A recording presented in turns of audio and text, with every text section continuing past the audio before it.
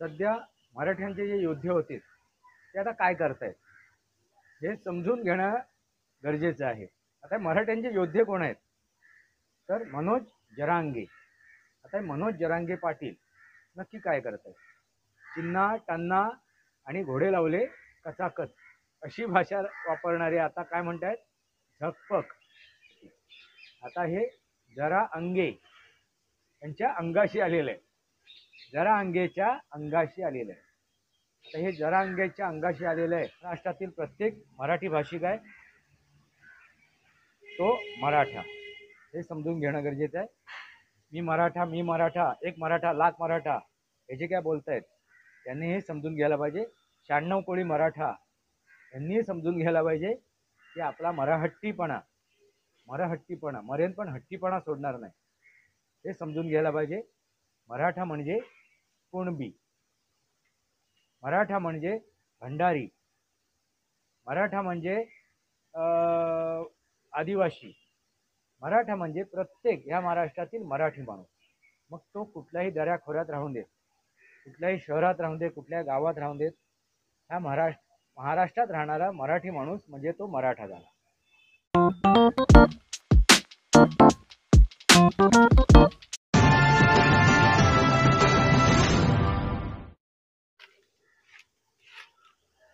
नमस्कार मित्रांनो, वास्तवावर बोलू काहीतरी शृंखलेमध्ये पुन्हा एकदा आपलं स्वागत. मी आपला मित्र राजेश वासंती साबाजी किर्लोस्कर. मित्रांनो, सध्या मराठ्यांचे जे योद्धे होते ते आता काय करतायत हे समजून घेणं गरजेचं आहे. आता मराठ्यांचे योद्धे कोण आहेत तर मनोज जरांगे. आता मनोज जरांगे पाटील नक्की काय करतायत, नक्की काय त्यांची स्थिती आहे? आता ते झकपॅकवर आले. आधी चिन्ना टिन्ना आणि घोडे लावलेत कचाकच, घोडे लावले कचाकच अशी भाषा वापरणारे. चिन्ना टन्ना आणि घोडे लावले कचाकच अशी भाषा वापरणारे आता काय म्हणतायत झकपक. हे किती आमूलाग्र बदल झाला मित्रांनो. हा बदल नाही झालेला आहे, ती त्यांची भाषा सुद्धा आहे अंतर्वली सराठी मधली. आता ती भाषा गावरान भाषा ते वापरत आहेत. त्यांची हिंदी तुम्ही बघितलीच असाल, ऐकल्याच असाल हिंदी. त्या हिंदी बद्दल तो अगदी हिंदी चॅनलवरती त्यांची जी मुलाखत घेतलेली आहे त्या मुलाखत बघितल्यानंतर अगदी त्यांची ओजस्वी तेजस्वी हिंदी तुम्ही ऐकलीच असाल. असो मित्रांनो, आपण त्यांच्या बोलीभाषेवर जाऊया नको. पण ज्या प्रकारे त्यांनी देवेंद्र फडणवीस यांना टार्गेट केलं होतं, देवेंद्र फडणवीस यांच्या कुटुंबापर्यंत पोहोचले होते, कमरेखालच्या गोष्टी केल्या होत्या. त्याला घरातून खेचून मारू, त्याला घरातून खेचून मारू, ह्या आमदाराच्या आमदारकीवरती आम्ही घाला घालू, ह्या नेत्याला आम्ही बघून घेऊ, त्या नेत्याला आम्ही बघून घेऊ, अशी बरीच भाषा जी वापरली होती.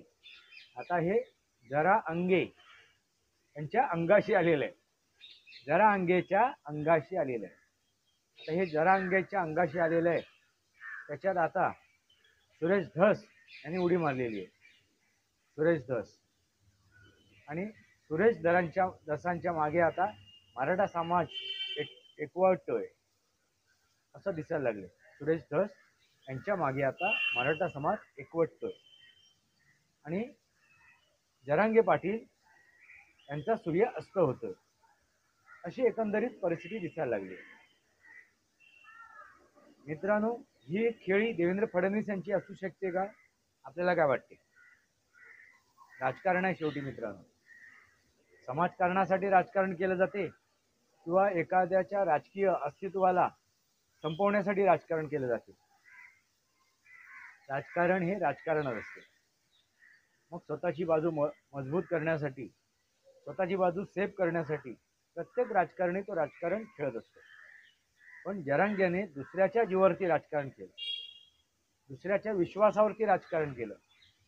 एका सामान्य कुटुंबातला एक तो व्यक्ती, सर्वसामान्य व्यक्ती, पत्र्याच्या घरातला तो व्यक्ती अंतर्वरी सराटीमध्ये उपोषण काय करतो, मराठ्यांचा प्रश्न काय उपस्थित करतो, आणि त्याच्यानंतर त्याला एवढी भरभराटी येते, त्या भरभराटीला तो काय होतो, दिपून जातो आणि त्याच्या डोक्यात हवा घुसते आणि हवा त्याला कुठे भरकटून टाकते ती तुम्ही बघितलीच असाल. जशी हवा अरविंद केजरीवाल यांच्या डोक्यात घुसली आणि कोणत्या स्थितीवर त्यांना आणून पोचवलं, आंदोलनजीवी. मित्रांनो, ह्या अगोदरच मी व्हिडिओ बनवलेला आंदोलनजीवी. म्हणजे आंदोलनजीवी कुठल्या स्थितीला येऊन पोचलेले असतात. कारण का काय ही परिस्थिती निर्माण झाली? कारण स्वतःचं कर्तृत्व काही नाही, स्वतःची विचारधारा काही नाही, कोणत्याही विषयाचा अभ्यास नाहीये. जरांगे कुठे कमी पडले तर त्यांनी ह्या मराठा आरक्षणासाठी जो का अभ्यास करायला हवा होता, समजून घ्यायला पाहिजे होता, न्यायिक प्रश्न समजून घ्यायला पाहिजेत, न्यायिक व्यवस्था समजून घ्यायला पाहिजे होती, हे न समजून घेता फक्त उचलली जीभ लावली टाळ्याला. आता त्यांनी उपोषणाला ते परत बसलेत. आता त्या उपोषणामधून कसं काय ते बाहेर पडणार, कसं काय स्वतःला आता बाजूला करणार? नाहीतर आपली इज्जत जाईल, मराठ्यांमध्ये जी आपली एक प्रतिष्ठा निर्माण झाली ती निघून जाईल. आणि आता ती प्रतिष्ठा जपण्यासाठी त्याने आता मवळ भूमिका घेतली. आता ते काय म्हणाले, देवेंद्र फडणवीसजी, म्हणजे बघा, अरे तुरे करणारा देवेंद्र फडणवीस यांना आता अहो जाहो करायला लागला. ही मवाळ भूमिका येण्याचं कारण काय आहे?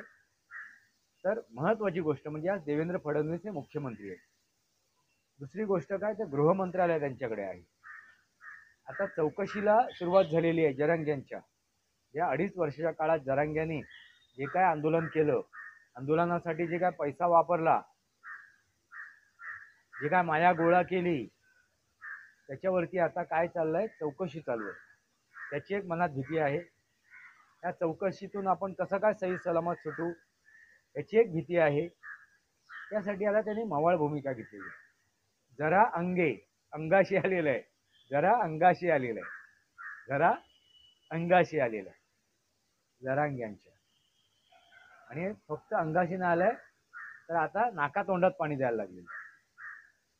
आणि सुरेश धस सारखी व्यक्ती, त्या व्यक्तीने सुद्धा आता त्याच्यात आपला या वाहत्या गंगेत हात धुवायला सुरुवात केलेली आहे.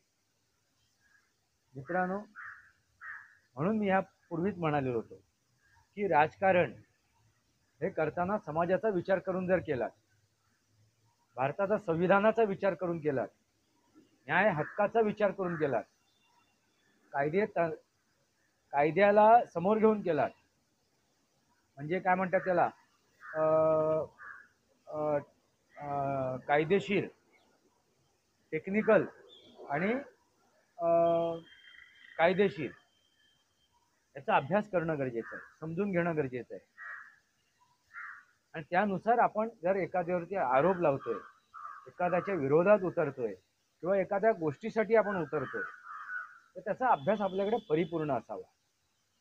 हा परिपूर्ण अभ्यास मनोज जरांगे नावाच्या व्यक्तीकडे नव्हता. सुरुवातीला जे काय बसले ते सामान्यरित्या बसलेत. मग त्या आंदोलनाला हायजॅक करण्याचा प्रयत्न केला शरदचंद्र पवार यांनी. सामान्य व्यक्तीचा आधार घेऊन, त्याच्या खांद्यावर बंदूक ठेवून देवेंद्र फडणवीस यांच्या विरोधात त्यांनी गोळ्या मारायला सुरुवात केल्या, बार ओढायला सुरुवात केलीत. तोंड कोणाचं? तर जरांग्यांचं. कृती कोणाची? तर जरांग्यांची. उद्या बळी गेला तर कोणाचा जाईल? जरांग्यांचा. ही गोष्ट या मनोज जरांगेंनी ओळखली नाही, समजली नाही. हे दुर्दैव आहे. मित्रांनो, अचानक प्रसिद्धी मिळाली ना, अचानक प्रसिद्धी मिळाली की ती अशी हवा डोक्यात जाते की आपण आपल्याला स्वतःला देव समजायला लागतो, सर्वस्वी समजायला लागतो, होतो ना भविष्य तो हा आपला विजय समजायला लागतो. आपण अगदी लात मारू तिथे पाणी काढू अशा आवेशात आपण वावरायला लागतो. आणि हीच परिस्थिती नेमकी जरांग्यांची झाली. या जरांगे त्या अंगाशी आली, तर लक्षात घ्या. आणि त्यामुळे या परिस्थितीमुळे जरांग्यांच्या अंगाशी आली. आणि आता जरांगे काय करत आहेत? मवाळ झाले आहेत, शब्द त्यांचे अगदी मृदू झाले आहेत. देवेंद्र फडणवीस यांच्याबद्दल आता ते गोडवे गायला लागलेत आणि इशारे सुद्धा द्यायला लागलेत. आता लक्षात येईल जनतेला हे युती सरकार किती हे आहे, लबाड आहे, धूर्त आहे, आणि मी किती योग्य आहे, मी मराठ्यांचा कैवारी आहे, मराठ्यांना न्याय देण्यासाठी उपोषण करतोय, हे दाखवण्याचा ते अगदी काळाकुळीने प्रयत्न करत आहे. आता हे प्रयत्न त्यांचे किती यशस्वी ठरतील आणि किती फोल ठरतील हे येणारा काळ आपल्याला दाखवून देईल. मित्रांनो, सामान्य परिवारातून, सामान्य स्थितीमधून एखाद्या व्यक्तीने आपलं नेतृत्व जर उभं केलं ना, तर त्याला आपण स्वीकारायला हवं, त्याला मान सन्मान द्यायला पाहिजे, त्याला इज्जत द्यायला पाहिजे, तो समजून घ्यायला पाहिजे. पण इथे मुळात जरांगे यांनी त्या प्रकारे ते कार्य केलं नाही. ते एक नेते होऊ शकले असते, ती परिस्थिती सुद्धा निर्माण झाली होती. भले त्यांच्या मागे षडयंत्र रचलं गेलं असेल किंवा त्यांचा वापर केला गेला असेल, असं जरी आपण एखाद्या वेळी समजून घेतलं तरी सुद्धा त्यांनी आपली सद्विवेक बुद्धी जागृत ठेवायला पाहिजे होती. आपण कोणाच्या विरोधात बोलतोय आणि कोणाचं समर्थन करतोय याचा विचार करायला पाहिजे होता. याचं समर्थन करतोय ती व्यक्ती आपल्याला किती साथ देईल, किती आपल्याला सोबत देईल, किती आपलं समर्थन करेल येणाऱ्या काळामध्ये, हे सुद्धा त्यांनी समजून घ्यायला पाहिजे होतं. त्यांच्या जे अंगाशी आलं ना, जरा अंगे, लक्षात घ्या, जरा अंगाशी आलंय, ते अंगाशी यायला कारणच ते आहे. कारण आपला शत्रू कोण आहे आणि आपला मित्र कोण आहे हे जोपर्यंत आपण ओळखत नाही, समजत नाही, जोखत नाही, तोपर्यंत आपण सावध भूमिका घेणं गरजेचे आहे, सबर ठेवण्याची गरजेची आहे, पेशन्स ठेवण्याची गरजेची आहे. आणि हे पेशन्स, ही सबर न ठेवता जरांगे यांनी अवाच्य भाषा वापरली, खालच्या थराला जाऊन भाषा वापरली, देवेंद्र फडणवीस यांच्या कुटुंबापर्यंत जाऊन पोहोचले. म्हणजे शेवटी त्यांनी मर्यादा तोडली, आणि ही मर्यादा जी तोडली त्यांनी, अवसान घात ते ही मर्यादा तोडल्यामुळे झालेलं आहे. आता मित्रांनो विचार करा, या केजरीवालांमुळे जे सामान्य माणसांच्या मनात एक भावना होती, एक सामान्य माणूस देशासाठी काहीतरी करतोय, घडवतोय, तशीच या जरांग्यांच्या बाबतीत पण एक भावना होती.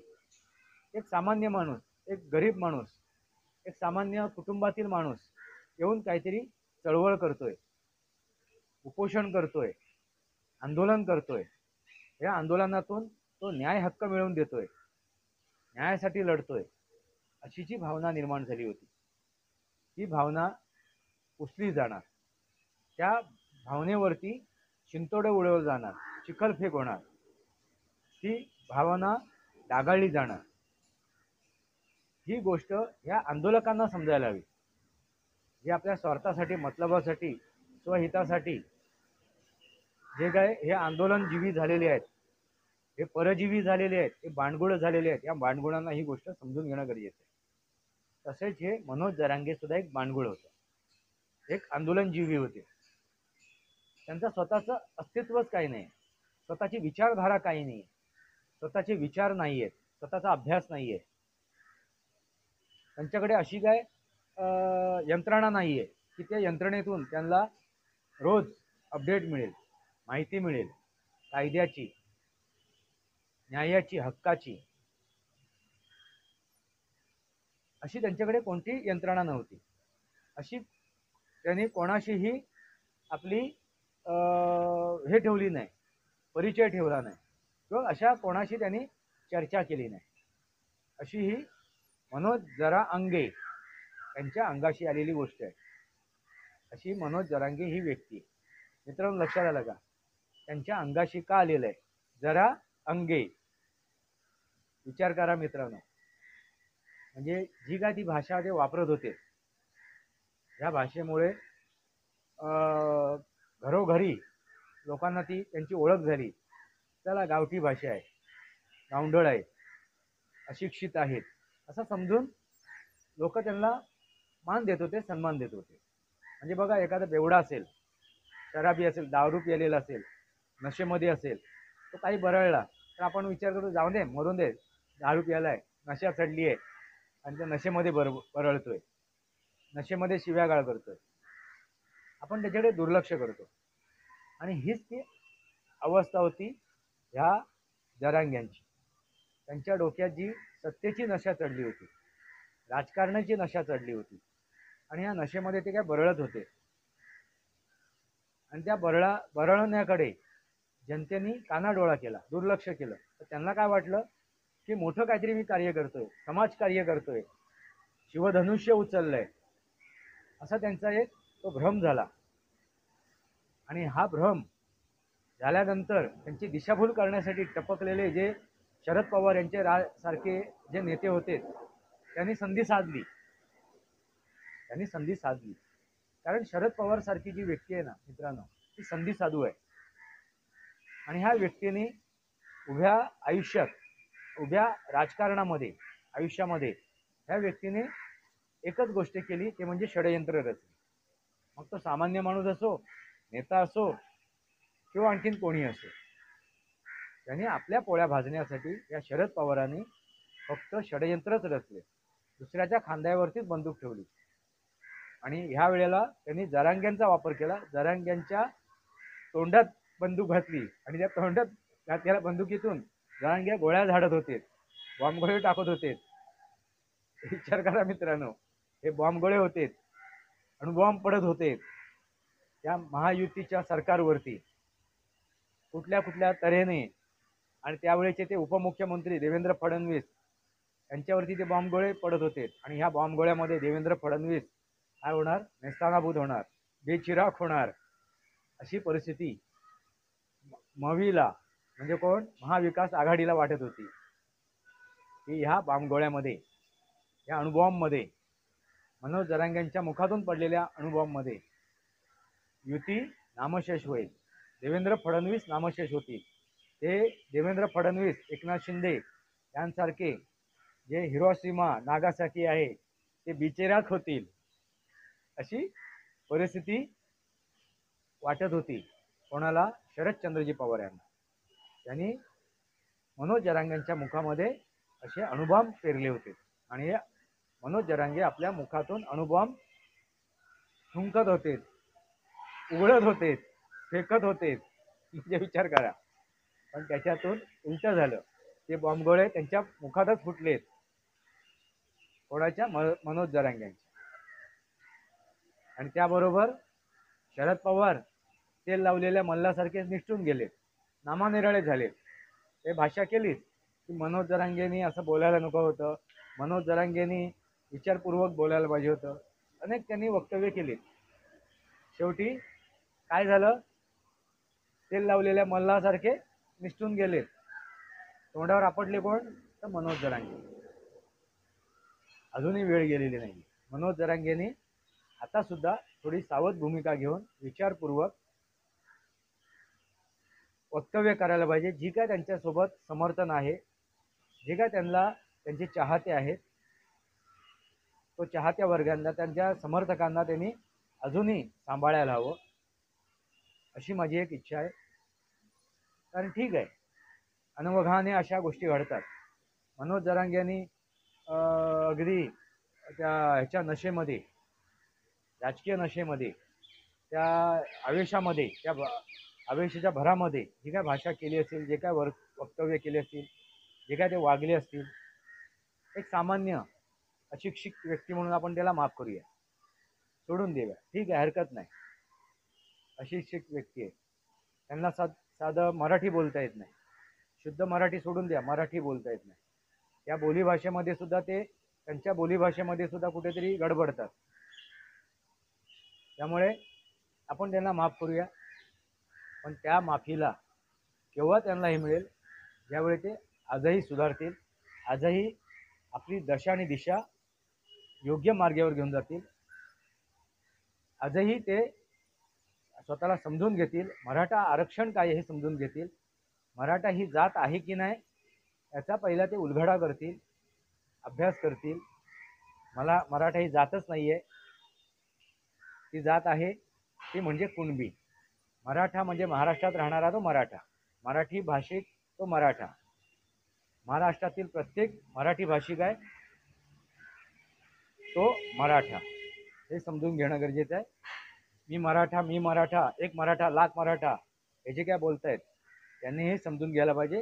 96 कोळी मराठा यांनी समजून घ्यायला पाहिजे की आपला मराहट्टीपणा मरेन पण हट्टीपणा सोडणार नाही, हे समजून घ्यायला पाहिजे.